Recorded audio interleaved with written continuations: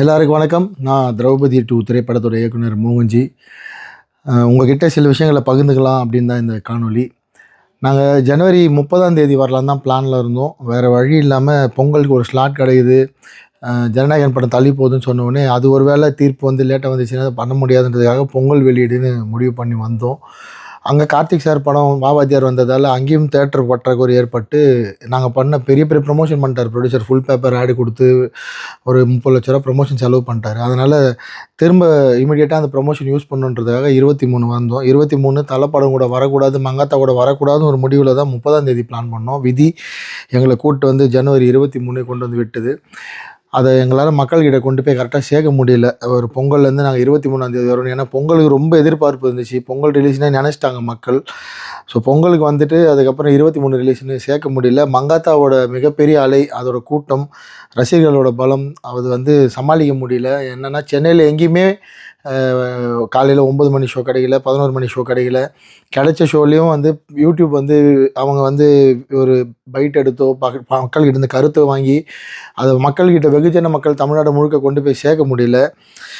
இதன் காரணமாக எப்போவுமே எனக்குன்னு ஒரு ஆடியன்ஸ் இருக்காங்க. அவங்களுக்கே நான் வந்து இந்த படம் பண்ணியிருக்கேன், இந்த டேட்டில் வந்திருக்குன்னு தெரியல. படம் தெரியும், திரௌபதி 2 எல்லாருக்கும் தெரியும். பட் 23ஆம் தேதி ரிலீஸ் ஆகிருக்கு, படம் ஓடிட்டுருக்குன்னு தெரியல. நேற்று எனக்கு வந்து கலெக்ஷனுன்றது என்னால் என்னன்னே தெரியல, என்ன நடக்குது. கிட்டத்தட்ட 360 திரையரங்களில் தமிழ்நாட்டில் ஓடியும் ரொம்ப சொற்ப எண்ணிக்கையில் தான் வந்து கலெக்ஷன் வந்திருக்கு. அது வந்து இது வந்து நான் 2 வருஷம் கடுமையாக உழைச்சி, அவ்வளோ பேர் உழைச்சி ஒரு மிகப்பெரிய வரலாற்று படம். இந்த படம் வந்து இந்த மாதிரியான ஒரு சூழலுக்கு போக வேண்டிய தகுதி உள்ள படமே இல்லை. இது மற்ற டைரக்டரோ மற்ற ப்ரொடியூசரோ வந்து இதை வந்து தாண்டி போயிடுவாங்க. பட் என்ன மாதிரி எந்த பின்புலமே இல்லாமல் சினிமாவில் ஒருத்தர் கூட எனக்காக ஒரு ட்வீட்டு, இந்த படம் நல்லா இருக்குது, இந்த படம் பாருங்கன்னு சப்போர்ட் பண்ணி ஒரு டைரக்டரோ ஒரு ப்ரொடியூசரோ ஒரு நடிகரோ கூட பக்கத்தில் நின்று அந்த மாதிரி ஆளே இல்லாமல் நான் தனியாக போராடி வந்திருக்கேன். உங்களை மட்டுமே நம்பி, மக்களை மட்டுமே நம்பி திரும்ப உங்ககிட்ட தான் வந்து நிற்கிறேன். எப்படியாவது எனக்காக படம் பார்த்த ஒரு 1,00,000 பேர் இருக்கீங்க. இந்த 1,00,000 பேர் தயவு செஞ்சு படம் பார்க்காத மற்றவங்க கிட்ட இதை பற்றி பேசுங்க, கிராமங்களுக்கு கொண்டு போங்க. இது வந்து கிராமங்களுக்கு இருக்க மக்களுக்கான படம் தான். மக்களுக்கு இப்படி ஒரு படம் வந்திருக்குன்னு தெரிஞ்சால் நிச்சயமாக வந்து பார்ப்பாங்க. அட்லீஸ்ட் திருவண்ணாமலை, செஞ்சி, விழுப்புரம், கள்ளக்குறிச்சி, உளுந்தூர்பேட்டை, கடலூர், சிதம்பரம், பாண்டிச்சேரி, அரியலூர், ஜெயங்கொண்டம் இங்கே இருக்கிற மக்களாவது இந்த சேலம், ஆத்தூர், தருமபுரி, கிருஷ்ணகிரி, ஓசூர், இது எல்லாமே வேலூர், ராமணிப்பேட்டை, இதெல்லாம் எப்போவுமே எனக்கு வந்து படம் ஓடுற ஏரியா. ரொம்ப கலெக்ஷன் அதிகமாக இருக்கும். சென்னை எப்போவுமே கொஞ்சம் டல்லாக தான் இருக்குது. ஆனால் இந்த ஏரியாலே இந்த படம் வெளியே வந்திருக்குன்னு மக்களுக்கு தெரியாதது என்னால் என்ன பண்ணுறதுன்னு தெரியல. அதனால் இதான் கடைசி வீடியோவாக இருக்கும். உங்களுக்கு இந்த படத்தை பற்றி மக்கள்கிட்ட கொண்டு போய் சேர்க்கணுன்னு ஆசை இருந்தால், எண்ணம் இருந்தால் தயவுசெய்து கொண்டு போய் சேருங்க.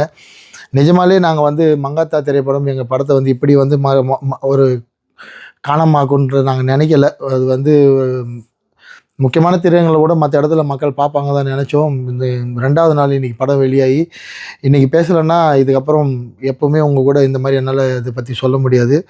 ஸோ இது மட்டும் இல்லாமல் இந்த நேரத்தை பயன்படுத்தி படத்தை பற்றி தவறான கருத்துக்கள், நான் வந்து ஒரு ஹீரோ கூட இந்த நம்ம படம் தைரியமாக வரேன்னு சொல்லி போட்டேன். அதுக்கு வந்து அவங்கெல்லாம் நெகட்டிவ் ரிவ்யூ கொடுக்குறதும், நான் திரௌபதி 1 எடுக்கிறப்ப அப்போ என் மேலே நிறைய நீ வந்து ஒரு சில சமூகங்களுக்கு எதிராக படம் எடுத்தேன்னு சொல்லி இப்போ அவங்களாம் எனக்கு எதிராக வந்து போய் பிரச்சாரம் பண்ணுறதும், படம் நல்லா இல்லைன்னு சொல்கிறதும், விடுதலை சிறுத்தையை சேர்ந்த சங்க தமிழனும் தமிழா பாண்டியனும் யூடியூப் சேனலில் உட்காந்து நான் வந்து ஆர்எஸ்எஸ்க்காக 500 கோடி வாங்கிக்கிட்டு தான் இந்த படம் பண்ணேன், ஆர்எஸ்எஸ்க்கு பிரச்சாரம் பண்ணுறேன்னு சொல்கிறதும்.